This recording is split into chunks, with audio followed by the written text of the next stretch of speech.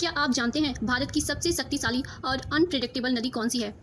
एक ऐसी नदी जो हर साल अपना रास्ता बदल सकती है और पूरे इकोसिस्टम को रीसेप कर देती है। यह है Brahmaputra river system. Brahmaputra river system Asia की सबसे विशाल और महत्वपूर्ण नदी प्रणालियों में से एक है। यह एक ट्रांस बाउंड्री रिवर है जो चाइना, तिब्बत, इंडिया और बांग्लादेश इन 3 देशों से होकर गुजरती है। इसकी कुल लंबाई लगभग 2900 किलोमीटर है। इस नदी का उद्गम तिब्बत में कैलाश रेंज के पास अंगसी ग्लेशियर से होता है। तिब्बत में इसे यारलुंग सांगपो कहा जाता है।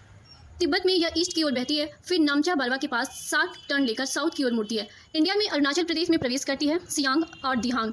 असम में यह ब्रह्मपुत्रा बन जाती है। बांग्लादेश में इसे जमुना कहा जाता है और अंत में गंगा, पद्मा प्लस मेघना से मिलकर बे ऑफ बंगाल में गिरती है। यह जर्नी इसे दुनिया की सबसे यूनिक रिवर में शामिल करती है। की फीचर्स: यह एक पेरेनियल रिवर है, साल भर बहती है। दुनिया की सबसे हाई सेडिमेंट लोड वाली नदियों में से एक। अत्यधिक फ्लड प्रोन।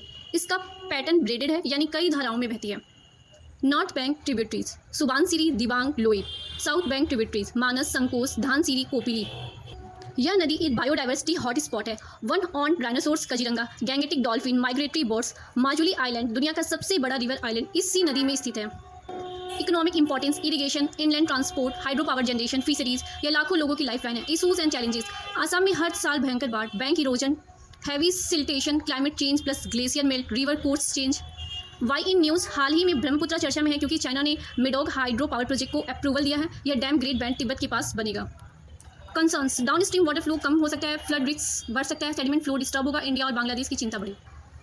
ब्रह्मपुत्रा सिर्फ एक नदी नहीं है, यह एक डायनेमिक सिस्टम है जो नेचर, इकोनॉमी और जियो पॉलिटिक्स तीनों को सेव करता है।